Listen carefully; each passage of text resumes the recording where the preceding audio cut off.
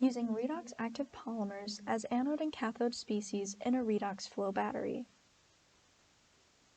Whatever your stance is on the topic of climate change, one thing is certain. Our reserves of fossil fuels will not last us forever, and with energy demand increasing globally, it's estimated that we have 50 and 100 years left of oil and coal respectively, based on numbers from an energy review by British Petroleum.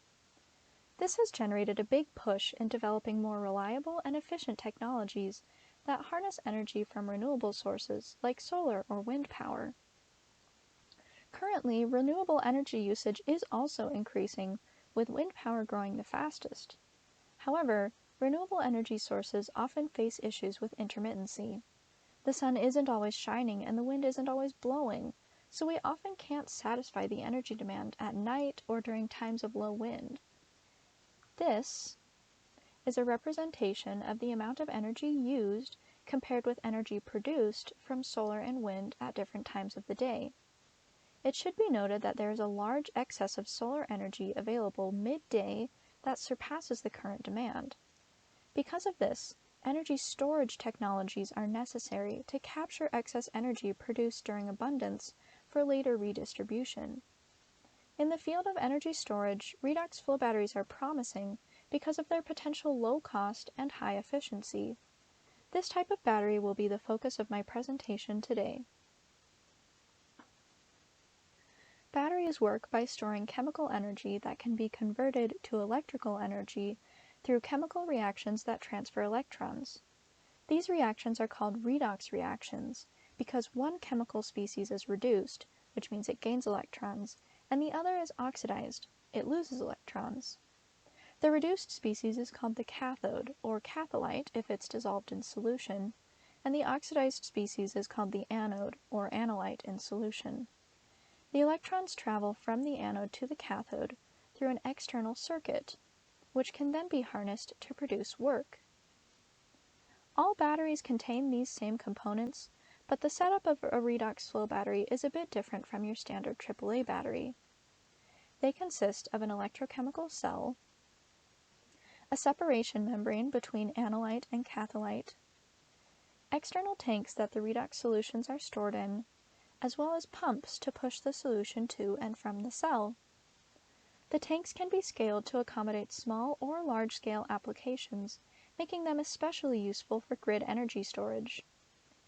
Redox flow batteries can operate in aqueous or non-aqueous solvents, each with their own benefits. Non-aqueous batteries are of interest because many organic solvents have a larger potential window than water, which leads to more energy-dense systems.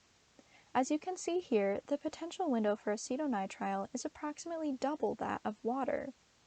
A potential window is the voltage range set by the solvent that the battery is allowed to operate in, and going outside of these bounds degrades the solvent. Though non-aqueous batteries have this energy benefit, they often have an issue with chemical crossover. Crossover is an undesirable process where the two redox species pass through the separating membrane and react, causing the battery to self-discharge and lose capacity. Aqueous systems typically do not have very much crossover, which contributes to their longer lifespans and better capacities when compared to non-aqueous. Most aqueous redox flow batteries use specially designed ion exchange membranes to separate the two redox species. In non-aqueous systems, however, the pores of these membranes swell and allow crossover. Our proposed solution to eliminate this is to use redox active polymers paired with a size exclusion membrane. In this study, we are using a PIM-1 membrane, which has a pore size of 12 angstroms. The small size of these pores allows small charge balancing ions through, but the larger anolyte and catholyte are effectively blocked, as they are close to 17 angstroms in diameter. In this project, the anolyte is an ethyl biologen trimer, and the catholyte is a tetramer of a cyclopropenium derivative. These were both synthesized according to the procedures outlined in the research papers that this study is based on. In order to improve the lifetime of the battery, both chemical species need to be stable individually, and when put together, the entire battery must also be stable. We plan to test them with both types of selective membranes and compare the crossover of the two systems. Both of these molecules have been studied in redox flow batteries individually or with other compounds and have promising results. The graph on the left shows increased cycling stability of the polymer catholyte cycled in non-aqueous conditions.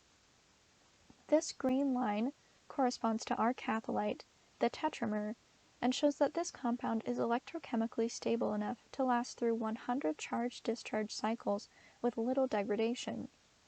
The graph on the right shows good capacity and high coulombic efficiency of an all-polymer redox flow battery over the course of 10,000 cycles. This battery was run in aqueous conditions, but because the focus of the project was on the redox active polymers, it is reasonable to expect similar results even though we are using non-aqueous solvent. Based on these previous studies, we are expecting that the use of a size exclusion membrane will minimize crossover, and the lifetime of the battery will be extended, ideally achieving over 100 charge-discharge cycles with greater than 90% capacity retention and energy efficiency, where most non-aqueous batteries are achieving less than 80%. This would be a step in understanding which parameters are important in reducing crossover, and whether or not all polymer redox flow batteries are a viable solution to crossover. This will ultimately further the progress of creating reliable, non-aqueous redox flow batteries that can be used in grid energy storage and other commercial applications. I'd like to thank my team, the Office of Undergraduate Research, for helping fund this project, and J. Caesar for providing funding for the lab I work in.